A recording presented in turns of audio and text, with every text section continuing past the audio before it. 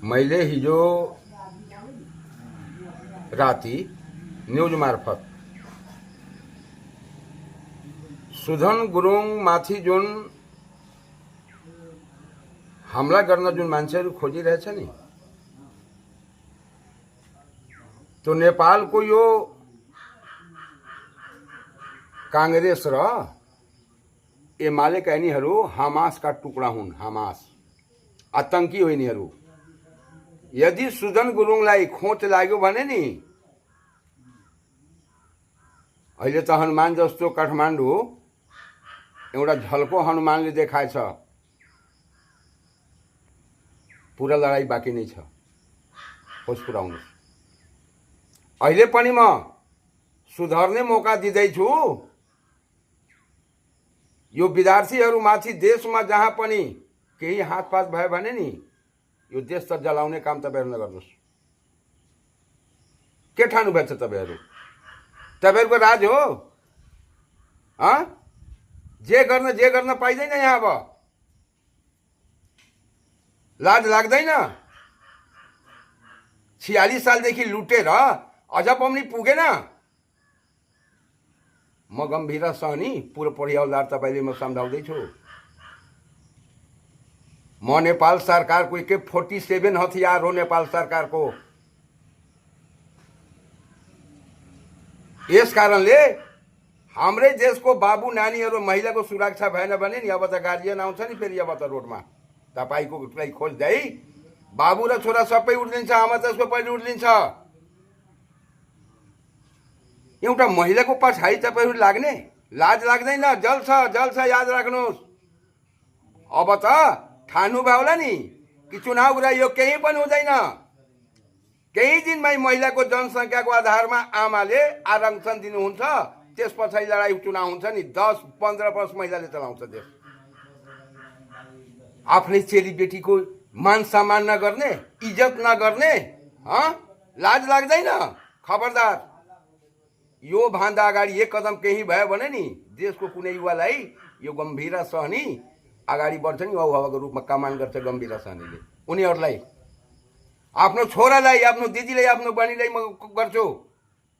यो हातबाट 500 मान्छे मरे होला। नेपाल सरकारको म सुटरमा काम गरेर जागिर खाजा पनि पेन्सन खान्छु र संविधान सभामा स्वतन्त्र चुनाव पनि म लडेको थिएँ। अर्को कुरा पनि थाहा हुनुहोस्, राजेन्द्र महतो मधेसी दललाई सोध्नुहोस् न। मितेरी पुलको कमान्डर गम्भीर सहनी थियो। मधेसी नेताहरू सबै भणभर नाखा छोडेर सब आफ्नो आफ्नो फरार भयो। तर गम्भीर सहनीको नाखा 3 महिना पछाडि राजेन्द्र महतो दिल्लीबाट हस्पिटलमा फोन गरेर मात्र मैले छोडेको हो। अब यो मधेसी दलको नेताहरूलाई नि 110 यहाँका मधेसी युवा जुन मरेछ नि, त्यसले खोज्दैछ। अब यो देशमा मधेसी पहाडी कोही कुरा आउँदैन। युवाले देश चलाउँछ। युवाको हातमा आउनुपर्छ।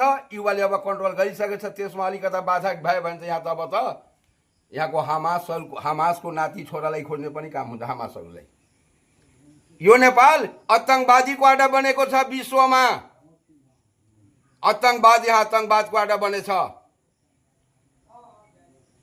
जबसम्म पाकिस्तानको भिजा जब नेपाल सरकारले रोक्दैन नि, जबसम्म आतंकवादको अड्डा यहाँ खत्म हुँदैन।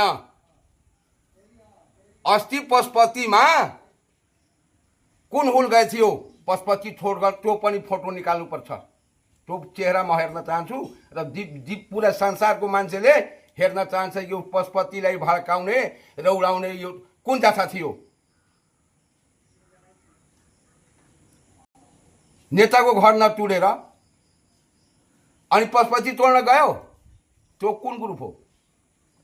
त्यो कसको इशारामा पशुपति माथि हमला गइरहेको छ? त्यसको चेहरा हामी पनि हेर्न चाहन्छौँ। अब यहीबाट प्लेन अपहरण हुन्छ नेपालबाट। आतंकीलाई ल्याउने, उसले पैसा दिन्छ, उसलाई संरक्षण गर्ने। त्यही हो एमाले और कांग्रेस 46 सालदेखि के भइरहेछ देशमा। लाज लाग्दैन? एउटा महिलालाई कामै गर्न नदिने। यस कारणले अब यो देशमा जनसंख्याको आधारमा आमाले दिन्छ आरक्षण, कलम त्यसमा चलाउनु पर्छ।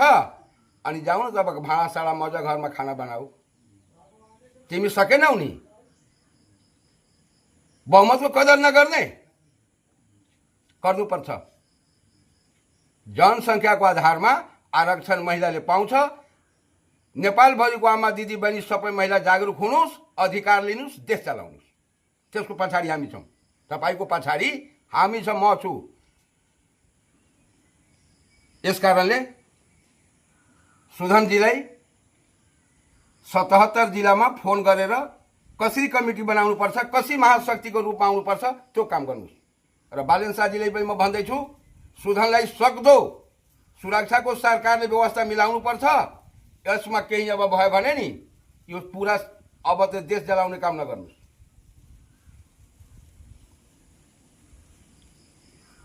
देउपाको छोरो ऊ हेर्नुहोस् न लीला।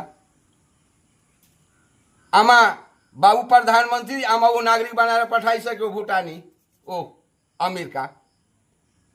बाबु गृहमन्त्री छ, ऊ छोरा चाहिँ दिनभर सुनो सारेका सारे छ। त्यही चाहनुहुन्छ यो देशमा? यस कारणले अब तपाईहरूले देशलाई सहयोग गर्ने काम गर्नुहोस्। यही देशमा तपाईँले पनि पालो पाउनु भएको छ। आफ्नो पालोमा के गर्नुभएछ त्यसको कर्तृत्व त सुरु भइसकेछ नि। अरू पुस्ताले गर्दै नपाउने यो गम्भीर सहनीको चुनौती हो तपाईँहरूको लागि र सल्लाह पनि हो। महिलालाई अथवा यो केटाहरूलाई जेन्जी जेलाई केही भयो भने नि अब त गम्भीर सहनीले कमान्ड गर्छ, म कमान्ड गर्छु। 12 वर्ष युद्ध लडेको मान्छे हो हामी। यो देशमा कसमा कति ताकत र केले के गरिरहेछ नि, हामी सिबिआईमा काम गरेको मान्छे हो। सिबिआईमा यो गम्भीर सहनी तो झाले भुले नबुझ्नुहोस्। हाम्रो अधिकार हो। आज पनि पेन्सन खान्छु, आज पनि हाम्रो त्यसकै जिम्मेवारी हो।